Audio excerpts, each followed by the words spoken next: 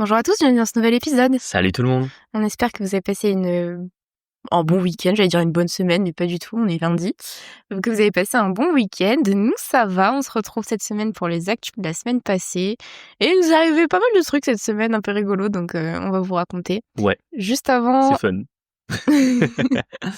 Juste avant que j'oublie, n'hésitez pas à nous mettre 5 étoiles sur les plateformes. Ça nous aide au niveau de l'algorithme et ça nous aide aussi au niveau des autres podcasteurs à se faire inviter et à faire connaître le podcast. Donc voilà, si c'est pas fait, n'hésitez pas. Ça nous aide vraiment. Et on est parti pour les actus de la semaine. Et alors là, j'espère que tout le monde est assis.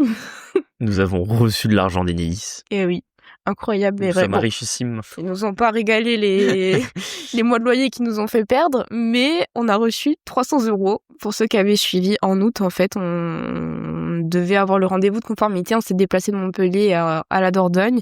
Donc nous, il faut à peu près 4h30 de route aller pour y aller. Et sur la journée, je pense que ça nous coûte combien? 100 balles de péage, peut-être? Ouais, ça doit nous coûter quelque chose comme 110 € de péage et l'essence. Ouais, Donc et du coup, l'essence, on c'est roule à un plein l'éthanol, donc ça va. c'est un plein et demi d'essence. Mais donc, voilà, c'est un plein et demi d'essence et à l'éthanol, ça nous coûte quoi? Ça nous coûte 60 €, je pense. Ouais, un truc comme ça, donc voilà. Et en fait, ils étaient juste pas pointés, ou du moins ils se sont pas pointés à la bonne heure. Et vu qu'en fait on a déjà un giga contentieux chez eux, elle nous avait dit, notre chargée de projet nous avait dit qu'ils nous indemniseraient. Franchement, moi j'y croyais zéro. Et en fait, si. Incroyable mais vrai. Donc nous allons aller nous payer un resto avec l'argent d'Enedis. Donc on a reçu 300 €, ce qui couvre plus ou moins notre déplacement. Oui, sachant qu'on n'y est pas allé pour rien, on y allait pour d'autres sujets, bien évidemment. Mais bon, écoutez, c'est toujours ça de prix. Franchement, on n'y croyait pas. Ça me fait énormément sourire parce que du coup, vous le savez, on avait même hésité à faire un litige avec Enedis, aller plus loin, etc. pour obtenir de la thune. Finalement, on s'était calmé là-dessus. Et on a quand même reçu des sous. Bon, ça sera jamais à hauteur de ce qu'ils nous ont coûté, malheureusement. Mais des fois, il faut savoir se satisfaire des victoires et particulièrement celles qui sont symboliques. Exactement. Sinon, on est allé visiter un bien off-market. Ça, c'est un peu le truc de la semaine passée. Qu'on va acheter en plus. Au final, ça y est, spoil le tout.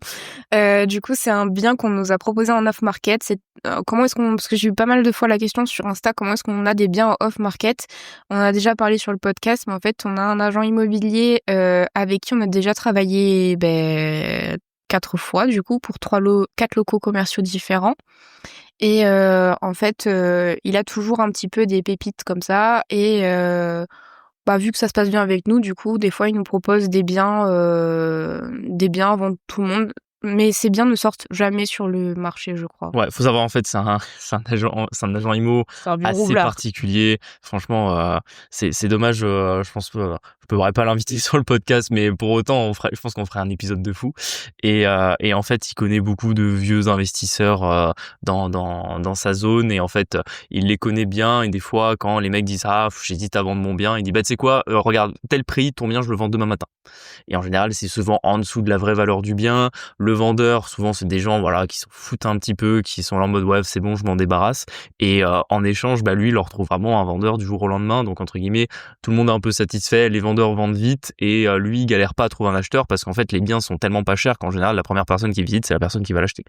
Et du coup, c'est pour ça qu'on passe par lui. C'est pas le seul agent IMO qui nous propose des biens off-market. Après, c'est vrai que c'est, on va dire, celui qui nous propose les plus belles pépites. Les autres agents IMO, en général, c'est plutôt que quand ils rentrent un bien, ils vont penser à nous. Et entre guillemets, quand ils savent que c'est un truc rentable, ils nous appellent, c'est normal. Mais c'est rarement des aussi belles pépites que ce que nous propose cet agent immobilier-là. Après, avec lui, du coup, le bien est négocié à l'avance. C'est-à-dire qu'il y a 0 marge de manœuvre sur la négo. C'est soit oui, soit non. On n'a pas de... On peut pas... Parce qu'en fait, il a déjà tordu le vendeur, donc on peut pas le retordre par derrière, alors que souvent, avec les autres, quand même, il y a une petite marge de négo. C'est ça. Allez, on va dire qu'on peut un tout petit peu négocier, mais là, c'est pour se faire mousser un peu, mais entre guillemets, il nous avait dit 175, on s'est mis d'accord sur 172. Donc, il s'est un peu, il a fait un petit effort sur sa commission d'agence. Oui, voilà, c'est ça comme qui et c'est plutôt ça qu'on négocie, mais c'est vrai qu'en général, le prix du bien, il est ferme. Mais au moins, c'est OK pour tout le monde, et bien évidemment, en fait, c'est un prix où, normalement, entre guillemets, on peut pas négocier, mais en même temps, ça serait bête de négocier parce qu'entre guillemets, bah, si c'est pas nous, ça sera un autre qui l'achèterait tellement c'est intéressant. C'est ça. Et du coup, le bien, il se situe dans la ville où on a les locaux commerciaux avec la façade là qu'on galère à faire, à terminer.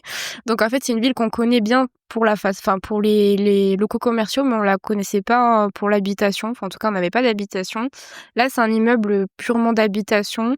Et pourquoi est-ce qu'on est intéressé? C'est qu'actuellement, en fait, d'ailleurs, à chaque fois qu'on y va, on galère à se garer. Et l'immeuble, c'est assez rare du coup, mais il a 4 grands garages, en pied d'immeuble et après il y a 2 F3 je crois? 2 T3 tout à fait au premier ou au deuxième Au étage. premier et au deuxième étage et là du coup, les garages actuellement sont pas loués et en fait c'est tellement chiant de se garer dans cette ville-là. Alors, si, ils sont loués, mais ils sont loués à des prix dérisoires. Oui, mais ils vont partir donc je considère qu'ils sont pas loués et pour vous dire du coup, c'est tellement une galère de se garer dans cette ville que j'étais choquée du prix des garages, en fait. Ouais. À l'individuel, c'est environ 30 000 € je pense ça part. Je pense que ouais, ça doit valoir au prix d'achat environ 30 000 et à la location, l'agent IMO nous a dit 200 € par garage. J'avoue que ça serait possible, je serais même pas étonné, je sais qu'il y a des endroits où ça vaut ce prix-là. Après, nous, sur nos calculs de prix, on est parti sur 150 € et 150 € par contre, je suis sûr que ça se loue parce qu'en fait, on a dans cette même commune, on a des caves qui se louent 100 balles. Donc en fait, c'est une cave se loue 100 €, un garage où tu peux rentrer une voiture se loue au moins 150 quoi.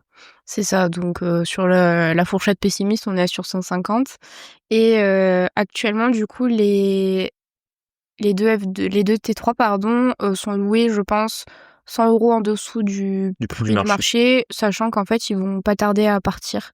Donc ça Alors veut pas dire les deux, il y en a un des deux qui il y va en se a un libérer, des 2. l'autre à mon avis on va les garder longtemps, mais Ah, tu penses? ouais je pense.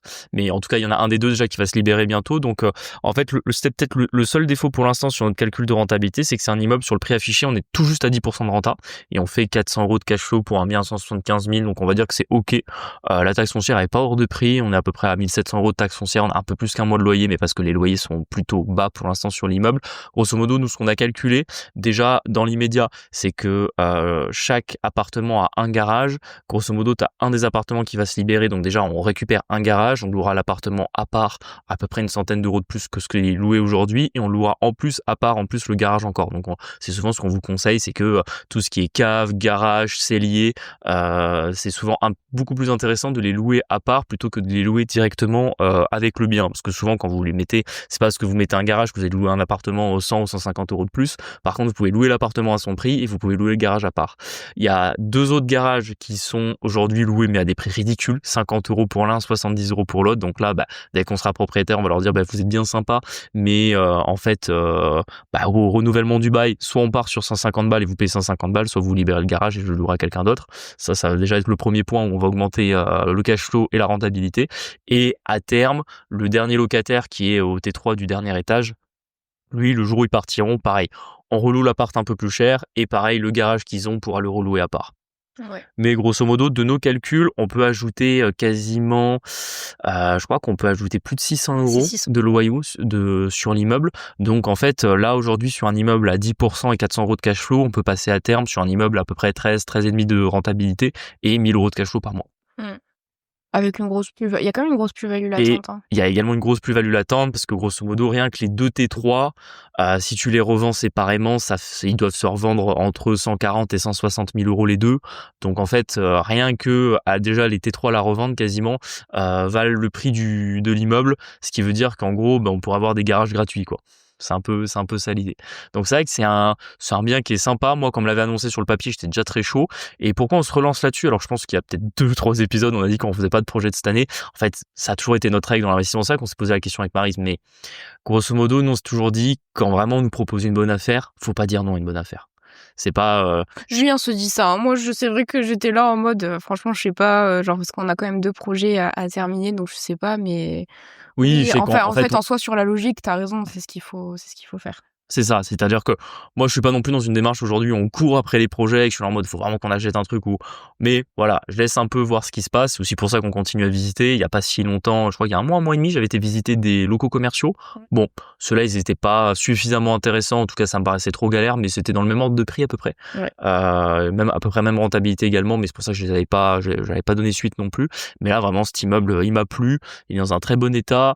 Les locataires, en fait, là on achète 6 lots en soi, mais mon cas de garage, donc entre guillemets en termes de gestion c'est facile, un garage, le mec il paye pas ou je sais pas quoi, vous changez la serrure et hop, c'est vraiment très simple de gestion. Et les 2 appartements T3, il y en a un qui se libère, donc entre guillemets on pourra un peu choisir notre locataire. Et les derniers, ouais, c'est des locataires qui payent, donc bon, allez, pourquoi pas. Puis bon, ça nous permet de refaire un peu d'habitation aussi, parce qu'on a fait que du commercial quasiment sur nos dernières OP. Ouais. Donc il avait tout pour me plaire. C'est ça. Du coup, on s'est positionné et alors du coup, là un peu l'inconnu pour nous, c'est savoir comment est-ce qu'on va financer. Donc je pense qu'on va devoir faire un apport un peu plus conséquent que ce qu'on a l'habitude de faire. Ouais, c'est un peu dans la strate, hein. C'est que là actuellement on revend un appartement, on va sortir 100 000 € de l'appartement, de ce qu'on a calculé. Allez, si on fait un apport de genre 35-40 000, ça fait à peu près un apport de 25% sur l'opération. Bon, le banquier déjà, il regarde pas pareil votre dossier quand vous faites un apport de 25%. Parce qu'en fait, lui, comme il prend une garantie, il a quand même une notion de risque. Naturellement, quand vous faites un apport de 25%, le banquier il a aucun risque parce qu'il se dit que même si demain il doit saisir le bien, le revendre, il le revendra au moins le prêt qu'il vous a proposé. Après, c'est juste qu'effectivement, nous aujourd'hui, on n'a plus les CDI, on a recréé une activité. Donc voilà, là on va, ça a été un des objets de négociation aussi avec l'agent IMO. Je lui ai dit, écoute, je le prends, mais fais traîner un peu. Faudrait qu'idéalement on aille voir la banque pour décembre, janvier. Ouais, c'est ça. Donc comme ça, entre guillemets, on n'est pas pressé non plus de faire l'opération. Par contre, en tout cas, le bien est réservé. Et puis vu que je suis comptable, on va essayer de faire un peu de magie. Sur les comptes pour plaire aux banquiers. Magie, je sais pas, mais du moins on va essayer de se présenter sous notre meilleur jour. Tout à fait. Pas qu'ils aient trop de doutes. Donc ça, c'était quand même une bonne chose cette semaine. En plus, il faisait beau, il faisait chaud, donc cool. Un peu moins cool, on a fait le point sur les taxes foncières. Voilà, en fait, on le savait, hein, cette année, c'est la première fois qu'on prend taux plein nos taxes foncières. Que dire ? 25 000 €, je crois. Ouais, je crois. À peu près. À peu près. Donc, pour ceux qui demandent, on mensualise pas les taxes foncières, on les paye tous fin octobre. Ouais.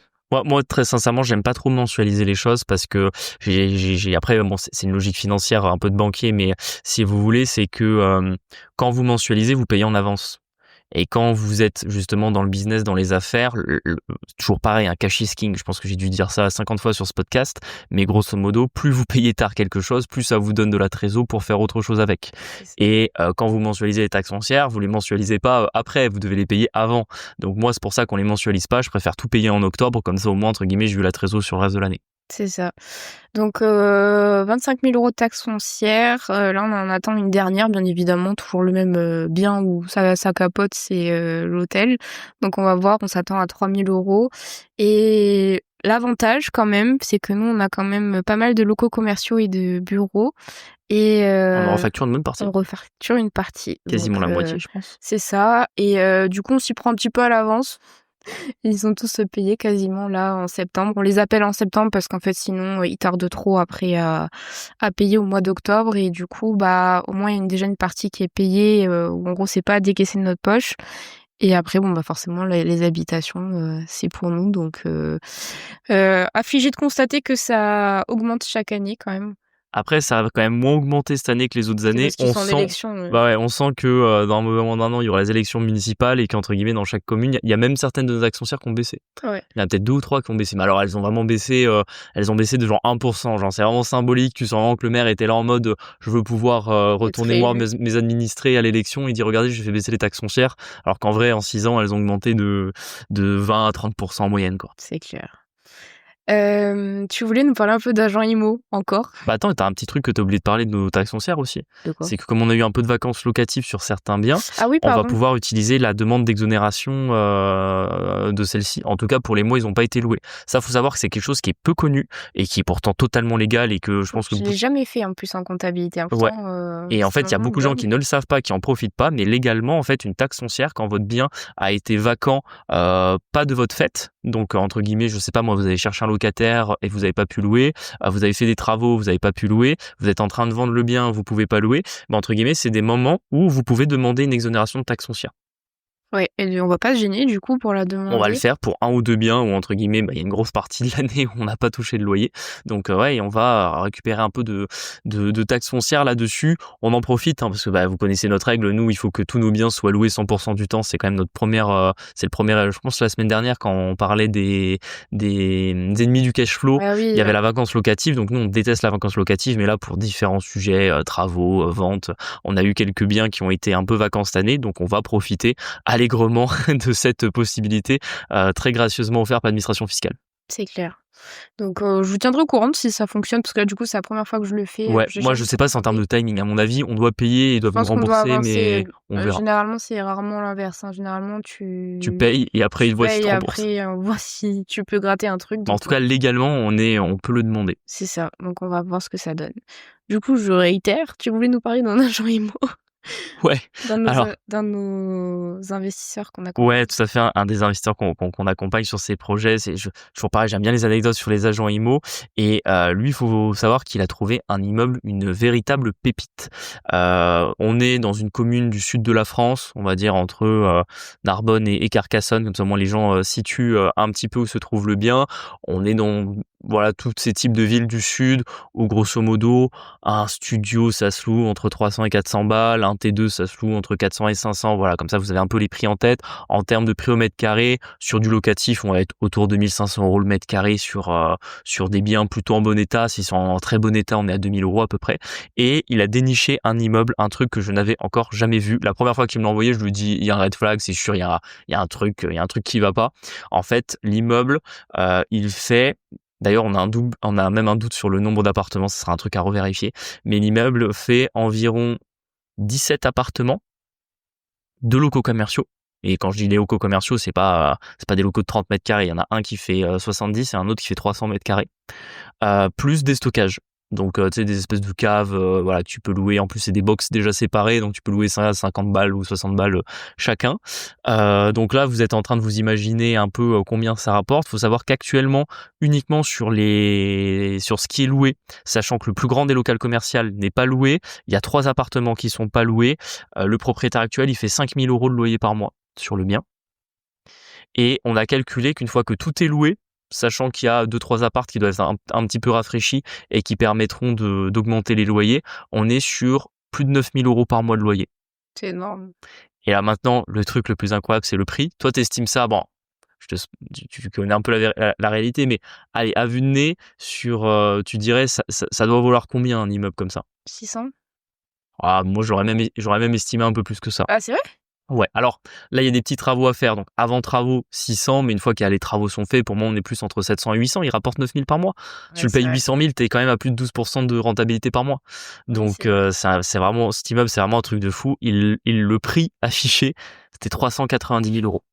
Mais si, je sais pas, je me mets à la place des propriétaires. Bon, sûrement des boomers, tu vois, mais je me dis quand même, ils ont un agent IMO, il a même pas bien pricé. Exactement. Et c'est pour ça que quand il m'a envoyé l'annonce, je lui ai dit, écoute, appelle, essaie de visiter, mais moi, je pense qu'il y a un gros red flag sur l'immeuble. Je m'attendais à, je sais pas, un truc genre, en gros, l'immeuble, il est en arrêté de péril, ou la toiture, elle a un gros problème. Bref, dans ma tête, j'étais là en mode, il y a un gros problème sur cet immeuble, c'est pas normal qu'il soit aussi peu cher.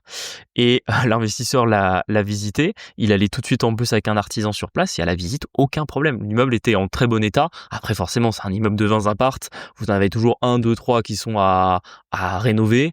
Les autres sont dans un état qui est très correct. Grosso modo, l'immeuble, pour son historique, c'était un ancien hôtel qui a été redivisé en appart. Tiens. Et les vendeurs, ouais, tiens, oui, j'y pensais même pas en plus. Les vendeurs, ils sont très âgés, je crois qu'ils ont plus de 85 ans, un truc comme ça, qu'ils ont engagé pour faire l'estimation de leur immeuble, une petite agent IMO débutante qui doit être, je sais pas moi, l'ami de leur petit-fils ou une histoire comme ça. Et du coup, à mon avis, elle savait pas du tout comment pricer l'immeuble. Du coup, quand un agent immobilier sait pas combien ça vaut, il fait le truc classique en mode, il demande au vendeur combien t'en veux.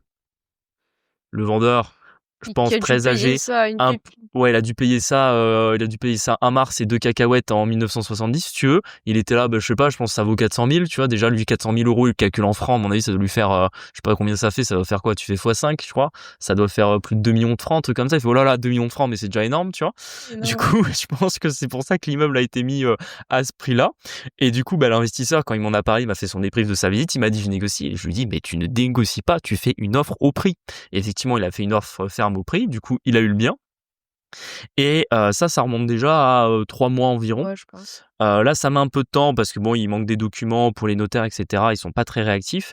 Et l'anecdote que je voulais raconter, c'est que du coup, cette semaine, je lui ai dit quand même, demande à tous les baux des appartements, un tableau des loyers, qu'on s'y retrouve.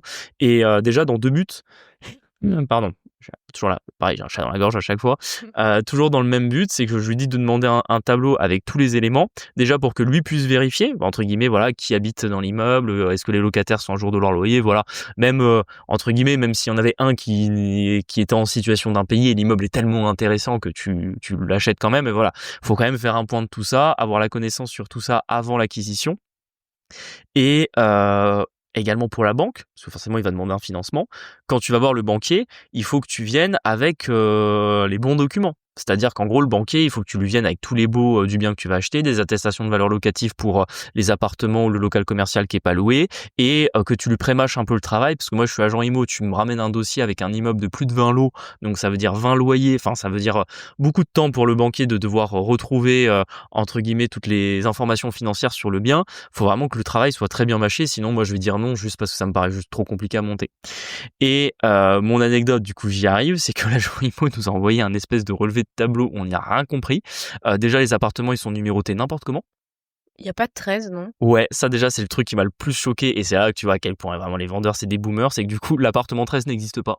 Pour pas que ça porte malheur. Pour pas que ça porte malheur, donc faut savoir, attention à vous, si vous avez un immeuble de plus de 13 appartements, ne mettez pas le numéro 13, sinon votre immeuble risque de prendre feu, mettez tout de suite le numéro 14, visiblement. Oui, mais il y a un numéro 3, il y a 2 numéros 3. Et par contre, il y a un truc que j'ai pas compris, c'est qu'il y a 2 appartements numéro 3. Voilà. Et c'était un bordel sans nom, parce qu'en plus les vendeurs c'est eux qui gèrent ça eux-mêmes, et entre guillemets ils sont assez sympas, du coup des fois vous avez des locataires qui changent d'appart. Ils s'échangent les Du apparts. coup en fait nous qu'on a essayé de reprendre, je lui donnais un coup de main là-dessus parce que même lui il avait du mal à retrouver les informations, on a tout regardé ensemble et c'était un bordel, vous n'imaginez même pas, que on s'est retrouvé avec par exemple marqué bail numéro 10, d'avoir le nom d'un locataire qui en fait n'était pas dans le numéro 10 mais était dans le numéro 6, et en fait n'était pas l'ancien locataire du 10 mais l'ancien locataire du 11.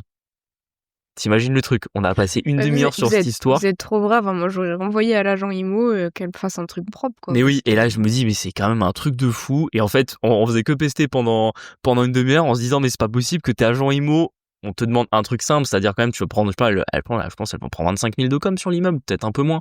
Bref, tu prends quand même plusieurs dizaines de milliers d'euros de commission dessus. T'envoies un truc clair, t'envoies un truc avec les informations, les bons loyers, les noms des locataires. Là, franchement, c'est nous qui avons essayé de tout retrouver. Bien évidemment, on n'a pas réussi à tout retrouver. Et du coup, l'agent IMO, elle a dû se manger un mail avec genre 8 questions, parce que en fait, là actuellement, il y a des apparts, on sait pas s'ils sont loués ou alors on sait pas à qui. Et il y a des locataires, on a un doute de savoir s'ils sont dans le 11 ou dans le 10, tu vois. Bref, en plus les mètres carrés, c'est-à-dire que du coup, on avait un tableau avec le nombre de mètres carrés d'appartements. On a été malin quand même, on s'est dit attends, on va essayer de retrouver les apparts par mètre carré. Le problème c'est que des fois dans le tableau il y avait par exemple marqué 44 mètres carrés, dans le bail il y avait marqué 47. Du coup 3 mètres carrés ça compte quand même, tu vois, on est là en mode qui fait foi, le tableau, le bail. Normalement c'est le bail parce que juridiquement si tu peux pas le bon nombre de mètres carrés, tu peux être embêté. Donc bref, et je suis là en mode mais c'est quand même ton boulot d'agent IMO de vérifier ça.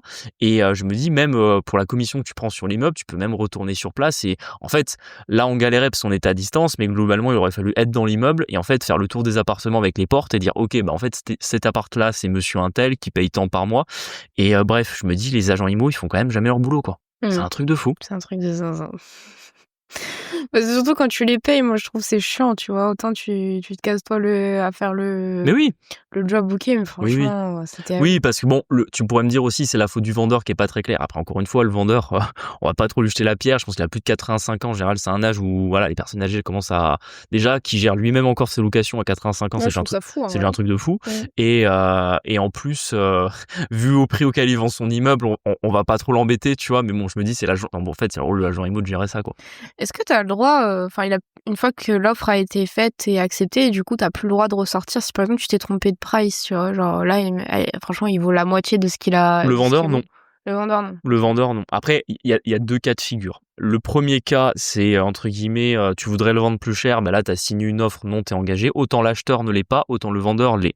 Ça, c'est le premier point. Après, dans la pratique, t'es vendeur, tu vas pas aller faire un procès à un mec de 85 ans pour que le forcer à te vendre son immeuble à 390 000. En général, tu te mets d'accord avec lui si vraiment il voulait récupérer son bien, parce qu'il se dit, ah putain, non, en fait, mon bien, il vaut pas 390, il vaut 590. Tu dis, bah ok, tu veux le récupérer pour le vendre 590, tu me donnes 10 000 euros. Ouais, c'est ça. Mais vaut mieux toujours 10 000 euros pour récupérer 100 000, tu vois. Oui, c'est ça. Bah, en fait, il faudrait un truc un peu gagnant-gagnant. Et après, d'un point de vue juridique, t'as l'erreur. Nous, ça nous est arrivé une fois. En fait, à un moment donné, on avait eu un projet avec des potes d'acheter des biens immobiliers et notamment, on regardait en région parisienne parce que j'ai beaucoup d'amis voilà qui habitent sur Paris, qui ont des gros revenus. Et on regardait des trucs en région parisienne. Et un jour, dans le groupe, on a un des potes, il envoie un appart plutôt bien placé. Après, bon, il y a bien placé. Je crois qu'il était vers ça s'appelle Porte de Stalingrad ou place de Stalingrad, je sais plus, je connais pas très bien Paris. Bref, c'était pas les meilleurs quartiers de Paris, mais ça reste quand même Paris même, et c'était pas, je veux dire, dans les rues Craignos, c'était dans les petites résidences avec cours privés, etc. Et en fait, on regarde le prix, je crois que c'était un appartement T2, on était à 400 000 euros. Je me rends pas compte. Ça me paraît hors de prix, mais non, en fait. Non, c'était pas cher parce qu'en fait, il faisait 50 mètres carrés. Du coup, quand on faisait le calcul, on était genre à 7 000 euros du mètre carré. L'appart était nickel. Et c'était une giga anomalie pour Paris, tu vois. Et vraiment, on est comme des fous. On est en mode, vas-y, appelle, on bloque le bien. Mon pote appelle, il me dit, en fait, j'ai eu le vendeur. C'est un giga boomer qui s'est trompé de prix. Donc en fait, il a oublié un 1 devant. Sur l'annonce, non, il avait pas oublié un 1, il avait mis un 4 à la place d'un 6, tu vois. Donc en fait, c'était pas genre 400 000, c'était genre 600 000. Et à 600 000, ouais, ça faisait 11 000 euros du mètre carré. Ça, c'est son vrai prix à l'appartement. Et du coup, on commence à réfléchir. On se dit, attends, est-ce qu'on le force à vendre ou pas? Et là, par exemple, dans ce cas de figure, c'est une vraie erreur. C'est-à-dire que c'est pas lui qui s'est trompé de prix en mode il pensait que ça valait plus. C'est juste qu'il s'est trompé matériellement quand il a mis l'annonce sur le bon coin. Ça fait une différence. Et ça fait une différence juridiquement. Sachant qu'en plus, ce qui est vraiment hilarant et que tu vois à quel point vraiment les boomers, des fois, ils vivent sur notre planète, tu peux le dire. Ouais, c'est qu'en fait, le bien, il est resté plus de 2 semaines à ce prix-là sur le bon coin. Mais le mec, il a dû recevoir 300 appels. Parce que je pense, surtout à Paris, il doit y avoir beaucoup de marchands de biens, des gens qui les appartent à 400 000, les payent cash, tu vois. Je me dis, mais le mec, il a dû se faire harceler pour vendre son bien, alors que juste, il s'était trompé d'annonce. Mais en fait, on t'appelle le matin, genre tu mets l'annonce à 10h, il y a un mec t'appelle à 10h15 pour te dire ouais j'achète. Tu dis non mais en fait c'est pas le bon prix. À 10h21 quand t'as raccroché, tu changes le prix sur l'annonce, tu vois. Tu le laisses pas 2 semaines. Bref, ça me fait rire. Ok, bon c'est bon à savoir. Ça c'est pour l'épisode de jeudi prochain. Pour ceux que ça intéresse, on vous invite à l'écouter vu qu'on a reçu Dorine et Cyril du podcast Les Investisseurs Sereins. Et franchement, on a passé un super moment, c'était super cool. Ils sont très très intéressants parce qu'ils ont, en vrai, on a pas mal de points sur la réflexion. Je trouve, on est plutôt pareil. Mais après, du coup, vu qu'on n'a pas le même âge, qu'on n'avait pas les mêmes salaires et tout, on a des approches de la manière de faire de l'IMO complètement différentes. En vrai, on en a beaucoup parlé également. Si vous avez des enfants, je trouve qu'ils sont une belle preuve que tout ça c'est possible. Parce qu'en vrai, ils ont vraiment beaucoup d'immobilier en peu de temps, j'ai quand même l'impression. Et ils ont 4 enfants en même temps. Et du coup, ils parlent un petit peu de tout ça. Donc, si ça vous intéresse, n'hésitez pas à écouter l'épisode qui sort jeudi. Et tu voulais nous parler d'un dernier truc, c'est trouver un bien rentable en 10 minutes. Ouais, ça, c'est un truc genre, souvent, un des blocages qu'ont les investisseurs qui veulent démarrer, c'est de trouver des biens rentables. De toute façon, je le dis toujours, quand tu veux investir, tu vas avoir 2 freins principaux, dans 80% des cas, ça va être trouver un bien rentable, le faire financer. Le reste, locataire, travaux, mairie, agent IMO, notaire, bref, peut y avoir des petits problèmes, mais en général, ça va vraiment être très secondaire. C'est les 2 blocages principaux, c'est les gens qui ont peur de pas être financés et ceux qui n'arrivent pas à trouver des biens rentables. Et là, j'ai commencé du coup justement un coaching avec un autre investisseur qui veut débuter là-dedans, qui avait du mal à trouver des biens rentables et on a fait l'exercice avec lui de chercher sur le bon coin, donc on s'est mis dans sa zone, donc dans la ville qu'il avait déterminée, ou en tout cas le périmètre dans lequel il voulait faire ses recherches, et en cherchant un peu avec lui, je lui ai montré comment moi je cherchais d'aller de commune en commune pour essayer de trouver des immeubles rentables, et juste en faisant ça, en 10 minutes, je lui ai trouvé un immeuble à 11,5% de rentabilité avant négociation, sur un truc qui a vraiment l'air clean, en mode déjà dans l'annonce, je vois pas de red flag, on avait beaucoup de photos du bien, et vraiment même sur les photos, je voyais pas de red flag non plus, donc bon, il peut toujours y avoir une surprise à la visite, hein, mais en tout cas là sur le papier, un immeuble rentable à 11,5 et en plus dans une zone qui est pas qui je veux dire, c'est pas des zones, des fois il y a des zones où oui, tous les immeubles ils coûtent rien, tu vois. Mais Ouais. non, là on est Dans une zone on est dans dynamique quand l'Anjou, même. tu vois. Ouais. Donc ouais, on est quand même dans une zone dynamique, on va dire entre Tours et Le Mans, tu vois. Donc t'es quand même dans une zone où voilà, les Non, c'est pas Tours et Le Mans, l'Anjou, c'était pas Angers? bah si, mais bon, voilà, bref, Pardon. t'as l'Anjou, t'as la Sarthe, j'avoue que je suis pas un expert de cette zone-là. Justement, c'est pour ça que je le dis, parce que c'est une zone que je maîtrise pas extrêmement bien, parce que j'ai jamais visité de bien là-bas. Bref, simplement, en sachant comment rechercher un bien, en moins de 10 minutes, j'ai trouvé un immeuble rentable à plus de 10% de rentabilité. Et sachant qu'on en a trouvé d'autres qui étaient même parfois un petit peu moins rentables, mais c'était celui-là qui était le plus intéressant. Et c'est là où vraiment, je trouve que quand tu savoir chercher un bien, et c'est pour ça que si vous voulez vous lancer dans l'immobilier, que vous l'avez pas encore fait, apprenez à chercher des biens. C'est vraiment la base et vous verrez que vous trouverez forcément des bonnes affaires et des immeubles rentables très facilement et dans la France entière. Parce que cet exercice-là, j'en parle parce que je l'ai fait hier soir, du coup c'est très frais pour moi et que en plus on l'a fait en 10 minutes, mais je me suis déjà amusé avec d'autres investisseurs à faire le même exercice en Champagne, en Bourgogne, dans le Jura, dans la région bordelaise. J'ai fait ça aussi dans la région toulousaine. J'ai déjà fait ça aussi en Provence. Bref, dans toute la France, tu trouves des biens rentables.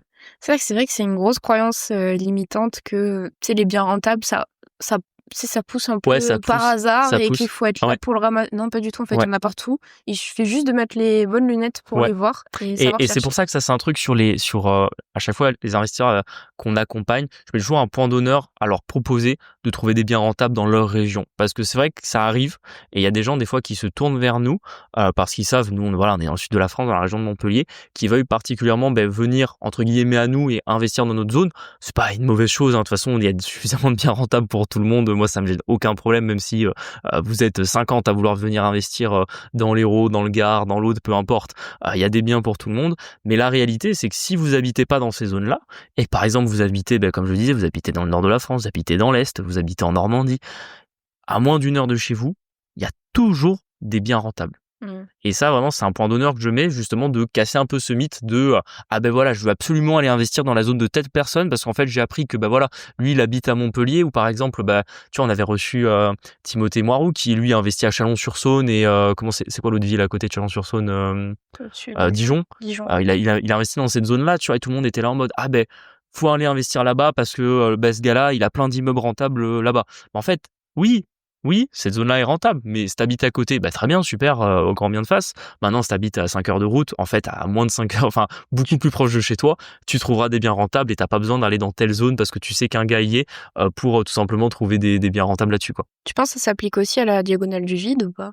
Non, moi la seule zone que j'élimine un peu dans les recherches, c'est ce qu'on appelle la diagonale du vide. Alors là, ça vous rappelle vos cours de géographie du collège, mais vous savez, c'est cette zone qui va, grosso modo, qui démarre, on va dire, au nord de Toulouse, on va dire ça démarre après Montauban et ça va un peu jusqu'à Reims, et c'est ces fameuses diagonales où en fait malheureusement c'est une zone en France qui perd des habitants depuis 50 ans et C'est parce qu'économiquement, il y a moins de choses, en fait, je ouais, il y a pense. moins de choses et il y a des villes intéressantes là-dedans, mais il y en a pas beaucoup.